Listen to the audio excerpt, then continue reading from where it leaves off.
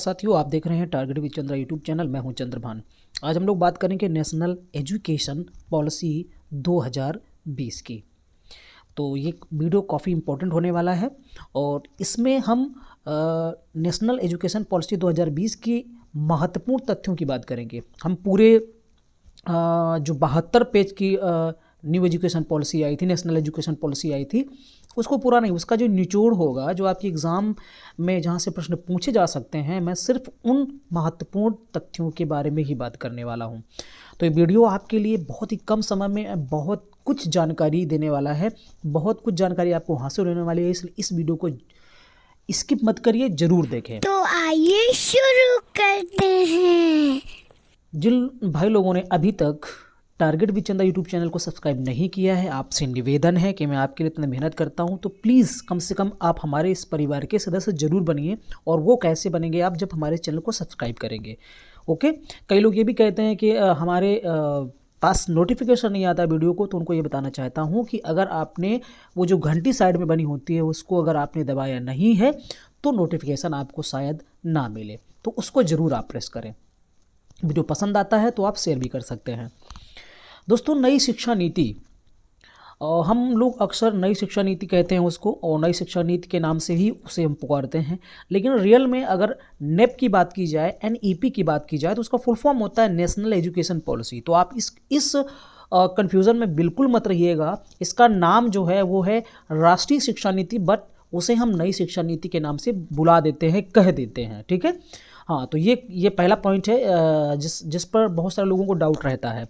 तो इसका नाम जो है वो है नेशनल एजुकेशन पॉलिसी, एनईपी 2020, पर इसे हम नई शिक्षा नीति भी कह देते हैं।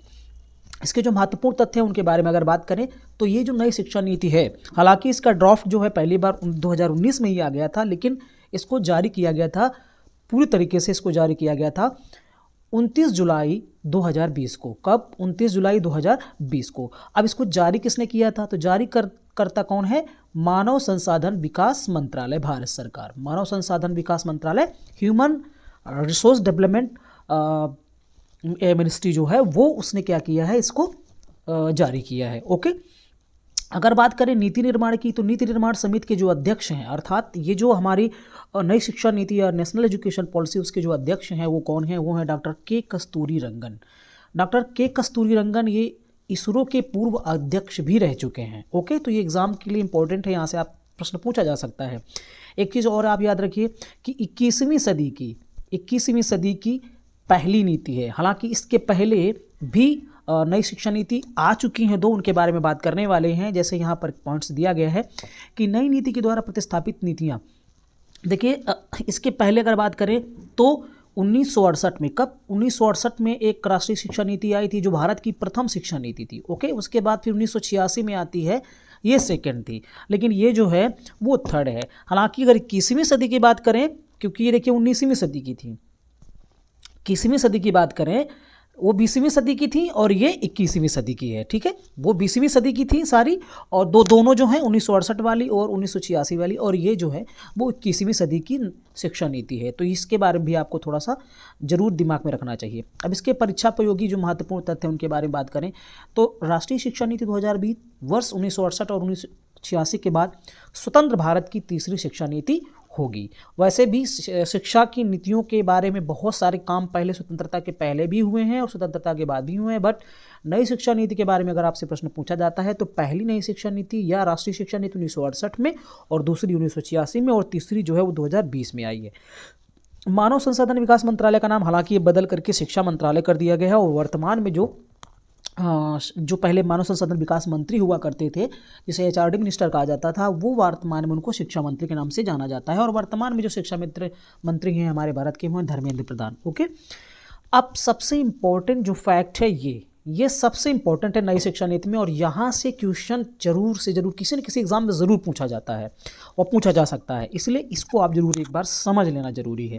ओके, तो सबसे पहले तो प्रश्न यही रहेगा कि नई शिक्षा नीति का फार्मूला तो 5+3+3+4 अर्थात 53-34, इसको आप इस तरीके से ट्रिक के माध्यम से भी याद रख सकते हैं, 53-34, है ना। हाँ, तो अब ये 5+3+3+4 क्या है, इसको पूरा समझना बहुत ही ज़रूरी है।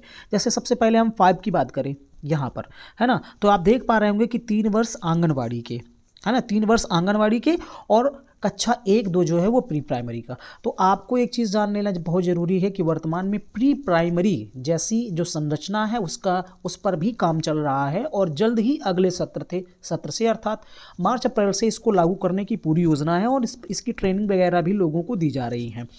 तो 3 वर्ष जो आंगनवाड़ी में होंगे, इस आंगनवाड़ी को प्राइमरी से मर्ज किया जा रहा है, एक साथ जोड़ा जा रहा है। ओके, तो जो पहले आंगनवाड़ी अलग था और प्राइमरी अलग था, लेकिन अब जोड़ा जा रहा है। ये 3 वर्ष जो होंगे बच्चे के लिए, तो इसका एडमिशन 3 वर्ष में हो जाएगा और 3 से 6 वर्ष तक की जो आंगनवाड़ी शिक्षा है वो आंगनवाड़ी शिक्षा होगी, जिसे हम नर्सरी कह सकते हैं। ओके, नर्सरी की क्लासें कह सकते हैं। उसके बाद जब उसके बाद बच्चा आएगा 6 वर्ष के बाद, 6 वर्ष तक है और 6 वर्ष से फिर 8 वर्ष तक है, कक्षा 1 से 2 तक, तो ये 2 वर्ष का है। ठीक है, तो इस पूरे को मिला करके इसको हम प्री प्राइमरी बोलेंगे। अब क्या बोलेंगे? Pre primary. Okay, pre primary बोलेंगे। ये 3 वर्ष जो हैं उसको हम ऐसे कह सकते हैं कि 1 वर्ष जो है वो नर्सरी का होगा और जो 2 वर्ष हैं जिसको हम ये कहते हैं ना LKG UKG।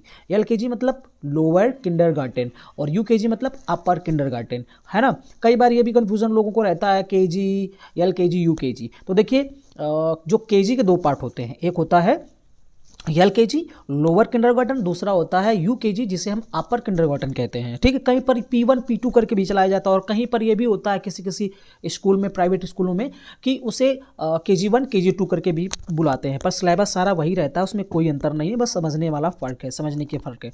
तो याद रखिए 3 वर्ष का आंगनवाड़ी और कक्षा 1-2 को मिला करके प्री प्राइमरी बनाया जा रहा है और जो 3 वर्ष का जो आंगनवाड़ी वाला उसके साथ जोड़ा जा रहा है वो होगा 3 से 6 वर्ष तक की शिक्षा और इसके बाद जो कक्षा 1 और 2 की होगी वो 6 से 8 तक की होगी, ये याद रखिए। और इसको ये देखिए 5 साल का हो गया, 3 वर्ष का आंगनवाड़ी, 2 वर्ष का ही कक्षा 1-2 का, है ना।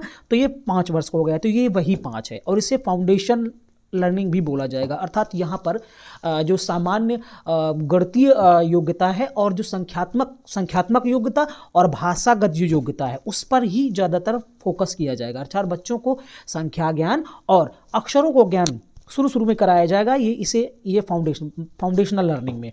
अर्थात जो बेस है बच्चों का उसको मजबूत करने का काम किया जाएगा। अगर देखा जाए तो बेसिक जो सब्जेक्ट हैं, जो बुनियादी विषय हैं, वो भाषा और गणित ही हैं। अगर भाषा और गणित में बच्चा कमज़ोर है तो आगे कोई भी सब्जेक्ट आएगा उसको पढ़ने में उसे समस्या होगी। ठीक है, तो इसलिए पहले फाउंडेशन लर्निंग होगी, अर्थात बेस मजबूत किया जाएगा इन 5 सालों में। ओके, उसके बाद क्या होगा कि फिर 3 की बारी आएगी और 3 में क्या होगा कि कक्षा 3 से 5 तक, और इसमें मतलब 3 4 5 5 वाला जो पहले हुआ उसमें क्या था, उसको आप नर्सरी मानिए 3 साल का, है ना। सॉरी, जो जिसको नर्सरी बोल रहे हैं उसके बारे में बात कर रहा हूँ कि 1 वर्ष का नर्सरी और उसके बाद फिर जो होगा अगला होगा आपका या तो KG कह दीजिए या तो KG के 2 पार्ट कर दीजिए, एक LKG और दूसरा UKG। तो 3 साल ये हुआ, नर्सरी 1, इसके बाद LKG, फिर UKG और उसके बाद कक्षा 1 यानी फर्स्ट और सेकेंड। तो ये 5 का हो गया। 3 में क्या है कि कक्षा 3 से 5 तक, 3 4 5 3 वर्ष का ये हो गया। और उम्र क्या होगी, यहाँ 6 से 8 है और यहाँ पर जो है वो क्या हो जाएगी, उम्र 8 से 11। तो ये बहुत इंपॉर्टेंट है, इसलिए मैं इसमें वक्त दे रहा हूँ। बाकी चीज़ें उतना ज़्यादा हैं इंपॉर्टेंट, लेकिन ये सबसे ज़्यादा इंपॉर्टेंट है। इसके बाद जो अगला 3 होगा, वो अगला 3 क्या होगा, कक्षा 6 से 8 तक का होगा। यहाँ उम्र क्या होगी बच्चे की, 11 से 14 वर्ष। अगला जो लास्ट में 4 आया वो कक्षा 9 से 12 तक का होगा, आयु 14 से 18 तक। इसे प्राथमिक बोलेंगे, ठीक है, 3 से 5 को, और जो 6 से 8 का उसे माध्यमिक बोलेंगे और इसे सेकेंडरी बोलेंगे, है ना। ये बोलेंगे, तो इस चीज़ को आप याद रखिए। आगे देखते हैं अगला पॉइंट्स। नया स्कूल पाठ्यक्रम संरचना, अर्थात 3 से 8 मतलब 3 5 8, 8 3 11, 11 3 14, 14 4 18। तो हो गया ना 5 + 3 + 3 + 4। ये बच्चों के लिए है, तो मैंने पहले ही बताया दिया।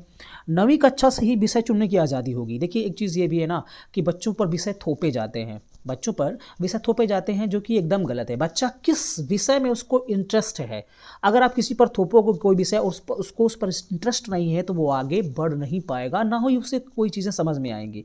कई बार बच्चे ऐसे भी होते हैं ना कि ज़बरदस्ती उसको मैथ दी जाती है, ज़बरदस्ती उसको विज्ञान इंग्लिश दी जाती है कि बच्चा हमारा यही पढ़े। गार्जियंस, अभिभावक अक्सर ऐसा करते हैं, बट हमें बच्चे की रुचि देखना चाहिए, इंटरेस्ट देखना चाहिए, तो उस क्षेत्र में वो आगे जाएगा। आपने 3 इडियट मूवी भी देखा होगा, तो उससे आप समझ सकते हैं।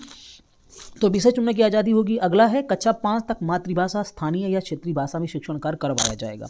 6वीं कक्षा से वोकेशनल कोर्स शुरू किए जाएंगे। अब देखिए, ये महात्मा गांधी जी की जो शिक्षा थी, बुनियादी शिक्षा, उन्होंने कहा भी था कि जब तक हमारे गांव मजबूत नहीं होंगे, गांव के लोग मजबूत नहीं होंगे, तब तक देश मजबूत नहीं होगा।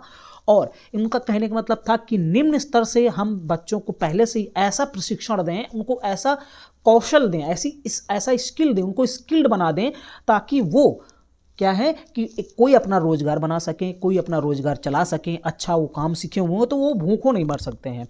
तो वोकेशनल कोर्स का मतलब होता है व्यवसायिक कोर्स, बच्चों को स्किल्ड करना, उनको दक्ष बनाना, उनको कौशल युक्त बनाना। ये 6वीं कक्षा से शुरू कर दिया जाएगा। ये भी इसमें है। नई शिक्षा नीति 2020 के अनुसार शोध करने वाले, जो रिसर्च करने वाले छात्र हैं, उनके लिए स्नातक की डिग्री अवधि को 4 वर्ष कर दिया गया है। नई शिक्षा नीति के तहत ऐसा किया जाएगा।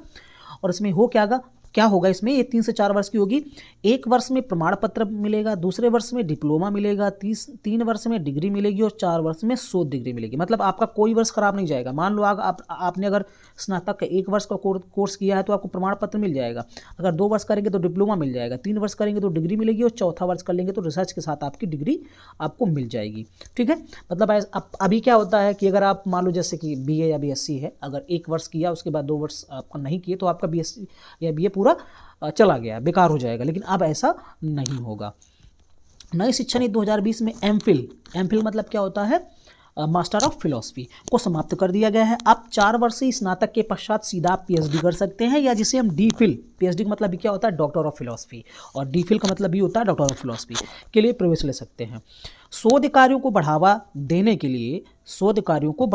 के लिए नेशनल रिसर्च फाउंडेशन का गठन किया जाएगा, ताकि बच्चे जो हैं रिसर्च करें, है ना, वो जो रट्टा मार विधि है उससे ना पढ़ें, बल्कि वो कुछ प्रैक्टिकली करें, है ना। इसलिए स्कूल से दूर हो रहे 2 करोड़ बच्चों को मुख्य शिक्षा की मुख्य धारा में जोड़ा जाएगा। ये भी एक इस शिक्षा नीति का उद्देश्य है।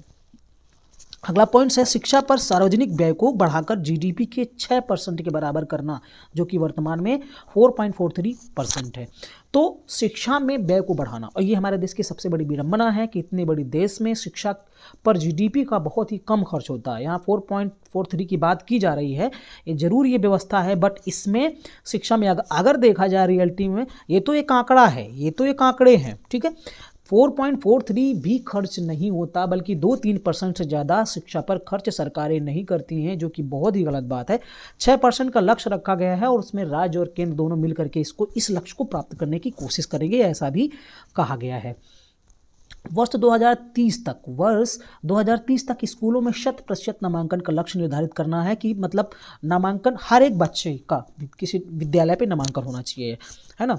इनरोलमेंट उसका होना बहुत ज़रूरी है। और एक चीज़ यहाँ पर ये भी रखा गया है कि 2035 तक उच्च शिक्षा में पंजीकरण जो है वो 50%। अब ये क्या है, ये है दोस्तों GER, जिसे हम बोलते हैं पंजीकरण, मतलब ग्रॉस एनरोलमेंट रेशियो कितना होना चाहिए, 50% होना चाहिए। तो कई बार एग्जाम में पूछ लेता है कि 2035 तक नई शिक्षा नीति में उच्च शिक्षा में GER कितना है, तो 50% करना इसका हो गया, है ना। इस तरीके से क्वेश्चन पूछा जा सकता है। स्कूल में बोर्ड की परीक्षा वार्षिक स्थान पर सेमेस्टर के आधार पर होगी, है ना, सेमेस्टर आधारित होगी। एक नई एवं व्यापक स्कूली शिक्षा के लिए राष्ट्रीय पाठ्यक्रम रूपरेखा, जैसे NCF की बात कर रहे हैं, NCF 2005 था, अब NCF भी बनेगा 2020-21, NCERT द्वारा विकसित की जाएगी। उच्च शिक्षा में 3.5 करोड़ नई सीटें जोड़ी जाएंगी। UGC, AICTC, NCTU को हटाकर हायर एजुकेशन कमीशन बनाया जाएगा, मतलब इन तीनों को हटा करके एक बोर्ड बनाया जाएगा, उसका निर्माण किया जाएगा। छात्रों की प्रगति के मूल्यांकन के लिए मानक निर्धारक निकाय के रूप में परख नामक एक नया राष्ट्रीय आकलन केंद्र की स्थापना की जाएगी। एक आकलन केंद्र, एक मूल्यांकन केंद्र की स्थापना की जाएगी, जो बच्चों के मूल्यांकन का काम करेगी। एक थर्ड पार्टी, एक विद्यालय में मूल्यांकन तो होता ही है, स्कूल में कॉलेज में वो तो मूल्यांकन होगा ही, बट एक थर्ड पार्टी होगी जिसे परख नाम दिया जाएगा, और वो बच्चों का क्या करेगी, आकलन करेगी कि वास्तव में वो कितना सीखे, उनकी लर्निंग कितनी हुई है ना। एक थर्ड पार्टी होगी, वो उस हिसाब से अपना एक आंकड़ा प्रस्तुत करेगी उस संस्था के सामने। वो संस्था कौन होगी, वो संस्था यहाँ पर मैंने बताई, जो ये होगा ना higher education commission of India, इसके सामने ये अपना डाटा प्रस्तुत करेगी। अकादमिक बैंक ऑफ क्रेडिट की स्थापना होगी जो शिक्षा के पश्चात नौकरी में भी लाभदायक होगी, ये भी किया जाएगा, है ना। इसके बाद क्या है, शिक्षकों के लिए राष्ट्रीय प्रोफेशनल मानक NPST राष्ट्रीय अध्यापक शिक्षा परिषद द्वारा वर्ष 2022 तक विकसित किया जाएगा। सीखने, मूल्यांकन करने, योजना बनाने, प्रशासन को बढ़ावा देने के लिए प्रौद्योगिकी का उपयोग करने पर विचारों का मुक्त आदान प्रदान करने हेतु एक मंच प्रदान करने के लिए एक स्वायत्त निकाय राष्ट्रीय शैक्षिक महाप्रौद्योगिकी मंच NETF national education technology forum का निर्माण किया जाएगा। इसके बाद सभी भारतीय भाषाओं के लिए संरक्षण, विकास, जीवंतता सुनिश्चित करने के लिए इस नीति द्वारा क्या किया जाएगा कि पाली, फारसी और प्राकृत भाषाओं के लिए एक Indian institute of translation and integration IITI नामक राष्ट्रीय संस्थान की स्थापना की जाएगी। ओके, अब इस नीति का विजन क्या है? भारतीय मूल्यों से विकसित शिक्षा प्रणाली को बढ़ावा देना जो सभी को उच्चतर गुणवत्ता युक्त शिक्षा प्रदान करे और भारत को वैश्विक ज्ञान महाशक्ति बनाकर एक जीवंत और न्याय संगत ज्ञान समाज में बदलने के लिए प्रत्यक्ष रूप से योगदान करे, अर्थात विश्व गुरु बनाना। हमारा देश प्राचीन इतिहास जब आप पढ़ते हैं तो देखते हैं कि हमारा देश विश्व गुरु था और वही स्थिति को फिर दोबारा प्राप्त करना ही हमारी इस नीति का विजन है कि हमारा देश फिर एक बार विश्व गुरु बने। नई शिक्षा नीति को आधिकारिक तौर पर सबसे पहले लागू करने वाला राज्य कौन सा है? कर्नाटक, और दूसरा राज्य है मध्य प्रदेश। और ऐसे ही सारे के सारे राज्य जो हैं वो कोशिश कर रहे हैं कि नई शिक्षा के तहत काम किया जाए। तो इस तरीके से जो इम्पोर्टेंट फैक्ट थे उन पर हमने चर्चा की। ये वीडियो आपको कैसा लगा? अगर पसंद आया हो तो प्लीज़ कमेंट ज़रूर करें और वीडियो को शेयर भी करें। तो दोस्तों, वीडियो देखने के लिए बहुत बहुत धन्यवाद। Thank you.